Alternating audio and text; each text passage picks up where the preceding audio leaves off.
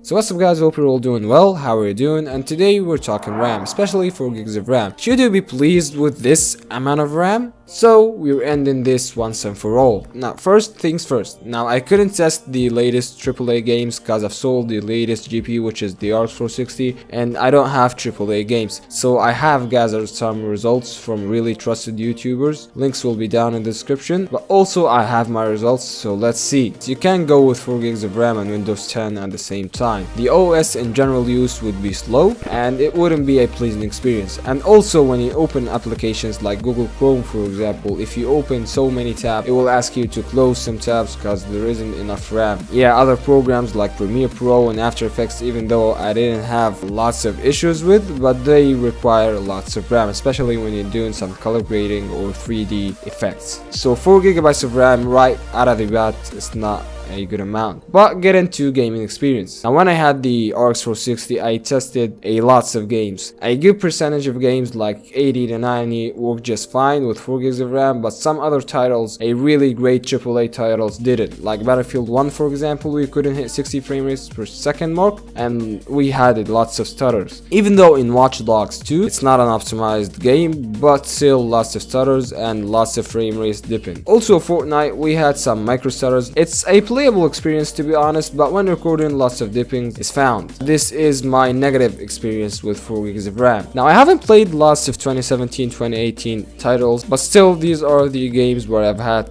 lots of issues with. There are not a lot of games, but still. Get into other YouTubers' experience. Now in Ozzy Talks Hardware latest $300 gaming PC build, it had 4 gigs of RAM of course. He tested PUBG and there was a lots of stuttering. And frame rates weren't stable, as you can tell from the millisecond graph in the top left corner. I will link the full video in the description. It's a really great video. You should watch it. Also in Star Wars Battlefront 2, there were some microstutters, but that was coming from another YouTube channel. But I can't tell if he was recording with an external device or using the CPU. But I think he's using something like an Elgato. So yeah, there were some microstutters and it's not looking good. Also there is some other 2017-2018 games like Assassin's Creed Origins for example. It won't run on 4 gigs of RAM. I'll link the latest AAA games played with 4 gigs of RAM down in the description. You should watch them. And yeah, that's it. To wrap it up, I'm okay with 4 gigs of RAM, but trust me, if you're willing to game, you shouldn't go for 4 gigs, keeping the problem of high prices of RAM aside. So lots of